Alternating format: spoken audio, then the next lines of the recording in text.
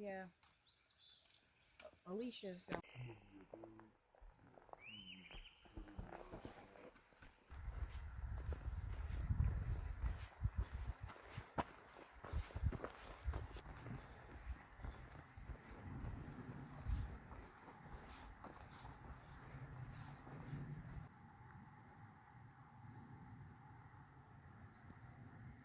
Day 6 on the trail of our section hike.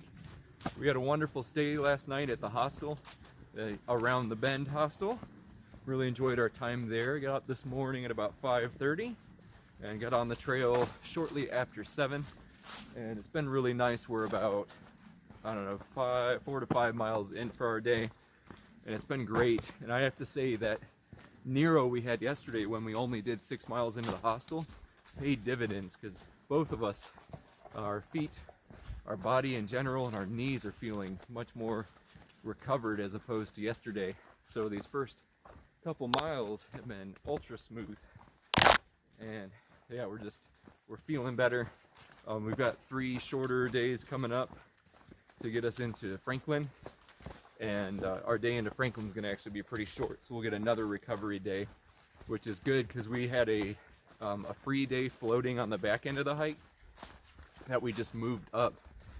Instead of taking it when we were in Hot Springs, now we moved our lower day up to here earlier in the hike, so we could recover a little bit better. And so yeah, today's going to be about 16 miles up to the either Rock Gap or Deep Gap, or we're going to go to Standing Indian Shelter. We haven't decided just yet. It's going to really depend on how we're feeling. And the big thing today is we are crossing into North Carolina, so we'll have our first and I guess only state behind us. Yep. That's a huge morale booster. It'll be exciting, but it is a climb that we remember, so it's real steep to get up there, and then to come into North Carolina, it's like a welcoming party almost. It's like, welcome to North Carolina, here's some uphill, so that should be pretty cool. And yeah, anything that's neat or we find interesting or we feel inspired to talk about, we'll bring you on. Talk to you later. That's Bly Gap is the Georgia-North Carolina border. 3.1. Hello.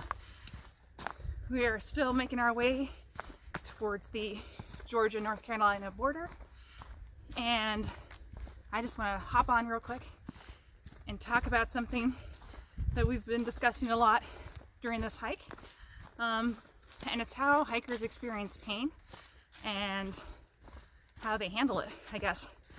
And what we've come up with over time is what we call the carousel of pain, and we just try to give things a positive spin because we found that mentally that really helps us a lot.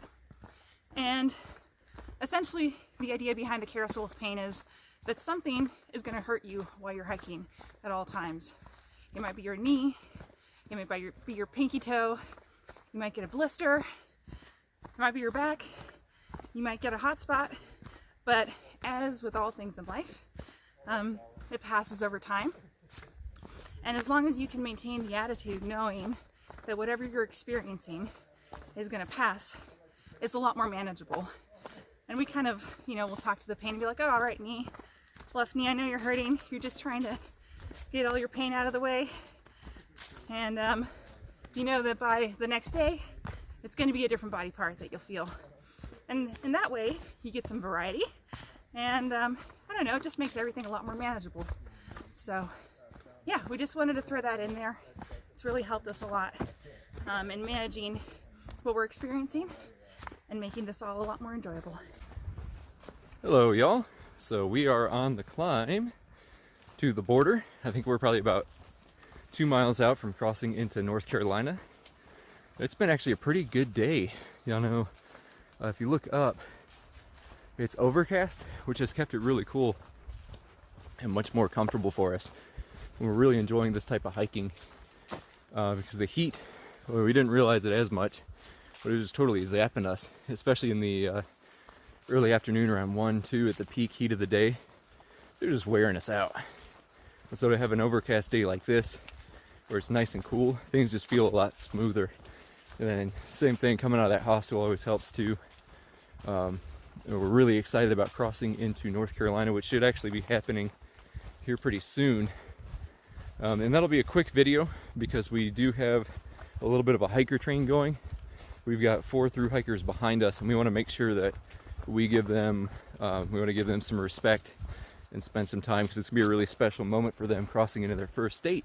So we don't want to be blabbing on the camera when they're trying to have a special moment, and we just want to be as respectful as we can of their experience, as well as we've always tried to do with these videos.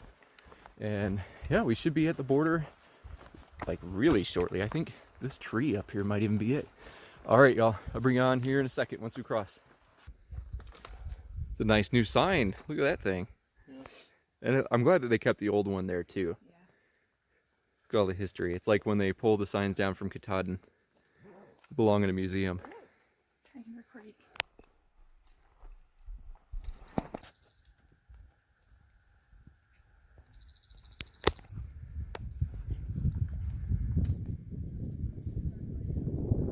Boy, North Carolina sure has a way of making you feel welcome. As soon as you cross Bly Gap, it is an 800-foot climb right out of there, and it goes quick. It's steep, it's got big steps, everything that requires really major muscle movements of the leg to get up, and those just burn you out. Whew, that's good. Just wanted to jump on here and let you know that North Carolina means business once you cross that border. All right, y'all, catch you later.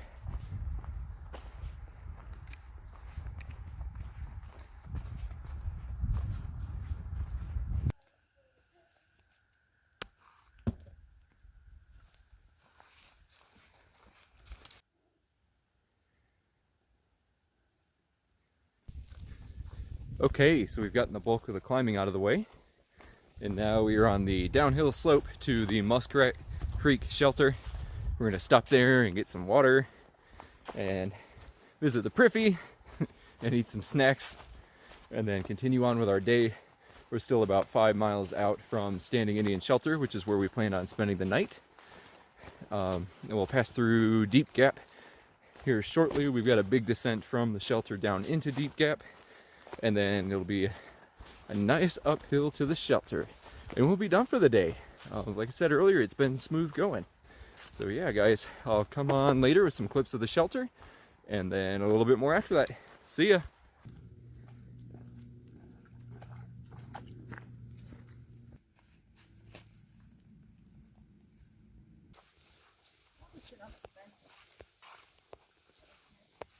Just wanted to show you guys the privy here at the Muskrat Creek shelter.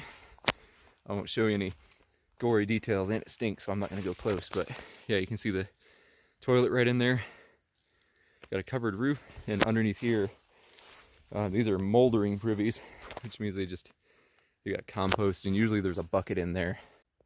Those 2 black buckets right there, they got some leaves and soil in them. So yeah, and this one is about 100 yards from the shelter.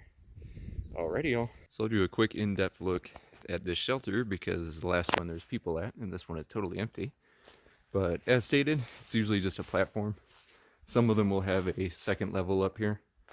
This one looks like you could probably get 5 to 6 people in there. And this is, you see the railing along the outside. So a lot of folks will cook there.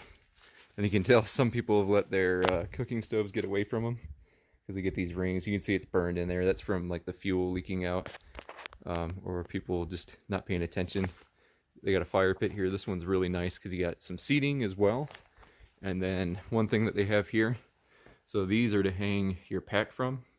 And the reason they've got that water bottle on top is because these shelters have mice in them, and that helps them from getting a firm grip. They used to have like tin can lids on there, and they couldn't get around it because they would just fall. But then the mice started getting smart, and they would leverage the cans so they would fall right on the bag. And we don't do a lot of shelter sleeping, so I couldn't tell you why they switched to bottles. Maybe it works. But yeah, you've got these right here. You just hang your pack right on that, and theoretically that water bottle will keep a mouse from getting on it. And then usually you've got a shelter log. So I'm gonna go ahead. Oh, and people decorate all over, by the way. So you'll see stuff carved into these, and then usually you get some placards from the Forest Service. So that is the shelter log. And let me take a quick look here. and we'll put our information there as well. Usually we don't like doing this because they're grubby, but we're not as worried this time around. So we'll look in here, and this is a great way to keep up with the hikers ahead of you and see what everybody's doing. So we'll flip to a page here. Looks like Hayes slept here last night. Actually, yeah, last night. Cool, that was the 5th. And then you can see all the other hikers that were up ahead of us that are hiking. So it's a good way to keep up with folks, and then, you know, you put your own entry in there. And I think that covers it. Oh, you saw the water source is just down here to the left. We did a quick clip of Wella walking over that. And this one has a picnic table, which is really awesome. Not all of them have that, but we're gonna sit down and have lunch and then be on our way. All right, y'all.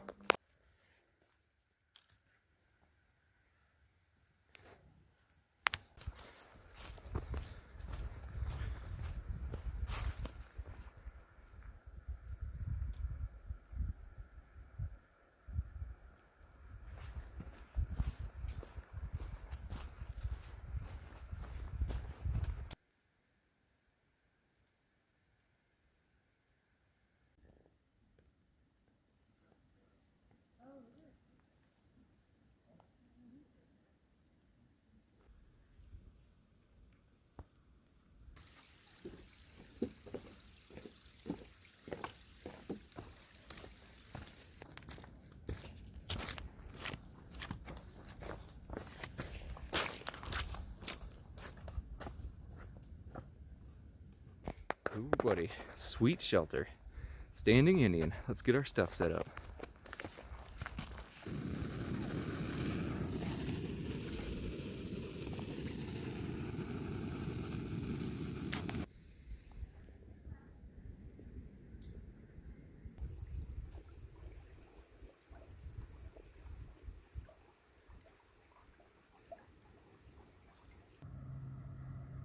Right, just wanted you guys to see the view outside of our tent. We're at Standing Indian Shelter right now. We had a 16-mile day. It actually went by really quickly because we hiked with Mike, who goes by Jackson. He was a really great guy. I really enjoyed that, and it's just always nice when you've got somebody and you've got good conversation, because the miles always roll by quickly. And yeah, especially today. Yeah, and it also helped that we were coming out of town, and you always just feel reinvigorated, and also coming off of Nero. Yeah, I think our bodies really needed that. Yeah, absolutely. Yeah, so good day. We got the tent set up. We crossed into North Carolina. Oh, yeah, that happened too. And then it's a real kick in the teeth when you have to get into North Carolina. You're excited because you're in a new state, and then you get to climb for a long time. Yeah, it's a great welcome to the state, but it was nice. We enjoyed it. Had let's see what else we got in here. Had a nice lasagna mountain house. That was really good. Got to meet some really great people. There's a awesome crowd of thru hikers here as well, and as we've stated before, it's really enjoyable getting to hear their stories and just be around them. Yeah. Tomorrow is our first day of rain, so you want to talk through the plan for that? Sure. So we know that there's a thunderstorm coming in around 4 or 5 p.m. So we're trying to get to a shelter early tomorrow, just to kind of avoid being stuck in a thunderstorm, because we've been there before. We don't mind rain so much, but lightning's not great. So we're getting up at 4 a.m., trying to leave camp by 5, and we have a 16-ish mile day. Yeah, 16-mile day. So we should get into the shelter just in time. Thunderstorm's supposed to hit around 4 or 5, so that should give us plenty of time. Yeah, should be good. Anything else? Nah. I don't know anything else. Good night. All right, bye.